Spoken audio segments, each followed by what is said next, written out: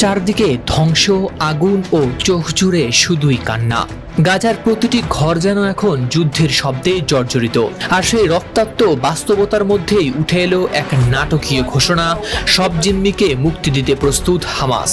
তবে শর্ত একটাই, থামাতে হবে যুদ্ধ, ইসরায়েলি বাহিনীকে ছাড়তে হবে গাজা। বার্তা সংস্থা রয়টার্স জানায়, টেলিভিশনে প্রচারিত এক ভাষণে হামাসের শীর্ষ নেতা খলিল আল হাইয়া সম্প্রতি স্পষ্ট করেছেন, তারা পা দেবেন না কোনো স্বল্পমেয়াদী চুক্তির ফাঁদে, বরং স্থায়ী যুদ্ধবিরতি, ফিলিস্তিনি বন্দীদের মুক্তি ও গাজার পুনর্গঠনের প্রেক্ষাপটে তারা আলোচনা করতে চান একটি পূর্ণাঙ্গ শান্তি চুক্তি নিয়ে।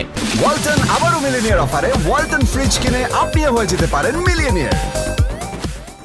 আর সেই চুক্তির অংশ হিসেবেই তারা জিম্মিদের সবাইকে মুক্তি দিতে রাজি। আল হাইয়া আরো দাবি করেন, নেতানিয়াহু এই যুদ্ধকে টেনে নিচ্ছেন রাজনৈতিক সুবিধা আদায়ের জন্য। তিনি কোনো শান্তি চুক্তি চান না, বরং এই ক্ষণস্থায়ী চুক্তিগুলো হতে পারে এক একটি কৌশল, যা গণহত্যার দায় থেকে নিজেকে আড়াল করার। এই অবস্থায় হামাসের অবস্থান পরিষ্কার, ইসরায়েলি দখলদারিত্ব যদি চলতেই থাকে তবে প্রতিরোধ চলবে। আল হাইয়ার বক্তব্যের জবাবে বর্বর ইসরায়েলি প্রধানমন্ত্রী বেনিয়ামিন নেতানিয়াহুও গাজার বিরুদ্ধে যুদ্ধ চালিয়ে যাওয়ার কথা জানিয়েছেন। তবে বর্বর নেতানিয়াহুর বিরুদ্ধে শুধু গাজায় নয়, ইসরায়েলের ভেতরেও যুদ্ধবিরতি স্রোত এখন তীব্র।